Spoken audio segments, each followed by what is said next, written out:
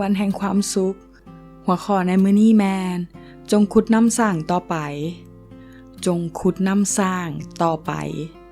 ในปฐมกาลบทที่26ข้อ24ทรงกล่าวว่าในคืนนั้นพระเจ้ายาห์เวห์ปรากฏแก่เพิ่นและกล่าวว่าเฮาเป็นพระเจ้าของอับราฮัมพ่อของเจ้าอย่าสุย่านเลยเพราะเฮาอยู่กับเจ้าและอวยพรให้เจ้ามีเสื้อสายหลวงหลายเฮาได้สัญญาไว้กับอับราฮัมผู้รับใช้ของเฮาช่วงนี้เป็นเวลายากลำบากในชีวิตของอีซากถึงแม้นว่าได้รับการทรงนำได้รับคำหนุนใจได้รับการอวยพรจากพระเจ้าแต่พอความหังมีเฮ็ดให้ชาวฟิลิสตินอิสา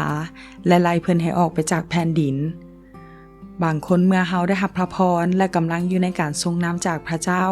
อาจเป็นที่น่าอิจฉาต่อคนอ้อมข้างก็เป็นได้อีซากจึงเดินทางต่อไปและบ่ว่าจะไปที่ใดก็มีแต่ได้ซอกหาและขุดน้ำสร้างชีวิตของอีซากมีแต่สร้างเต้นและขุดน้ำสร้างการขุดน้ำสร้างของอีซากเฮ็ดให้เฮาได้เห็นถึงสภาพชีวิตในการติดตามพระเจ้าของเพิ่นและของพวกเฮาได้ด้วย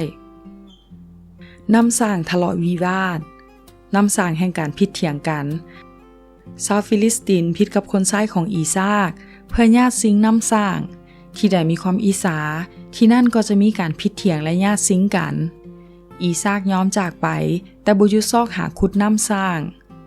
ในบางเรื่องเฮาอาจต้องเป็นฝ่ายยอมถึงแม้นว่าบ่ได้เฮ็ดหยังผิดแต่เฮาจะบ่หยุดขุดน้ำสร้างคือการหยุดแสวงหาพระเจ้าผู้เป็นน้ำแห่งชีวิตน้ำสร้างศัตรูเพิ่นได้ขุดน้ำสร้างอีกหน่วยหนึ่งในบ่อนนี้ก็มีการถกเถียงกันตึมอีกศัตรูแปลว่าซาตานหรือผู้ต่อต้านมารร้ายจะบ่หยุดถกเถียงและหาเรื่องแต่คนของพระเจ้าบุคคลยอมแพ้แต่จงมอบให้พระเจ้าจัดการแทนจงย้ายไปจากบ่อนที่มารร้ายอยู่น้ำสร้างอิสรภาพเพิ่นจึงหนีไปขุดน้ำสร้างที่อื่นอีกในที่นี้บ่มีการถกเถียงกันเกิดขึ้นพอน้ำสร้างอิสรภาพเป็นบ่อนที่พระเจ้ายาห์เวห์จะให้อีซากมีดินกว้างและเจริญรุ่งเรืองขึ้นในดินแดนนี้ผู้ที่สู้ทนก็เป็นสุขและจะได้รับพรสมกับความอดทนนั่นจงย่างไปหาบ่อน้ำแห่งใหม่ทางหน้าน้ำสร้างเบเอ็นเซบาหรือแปลว่าสาบาน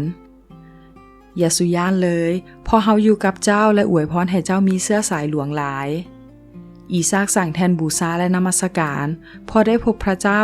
และรับพระพรที่เบเอ็นเซบาจงขุดให้พบพระเจ้าแล้วทานพบหรือยังวันนี้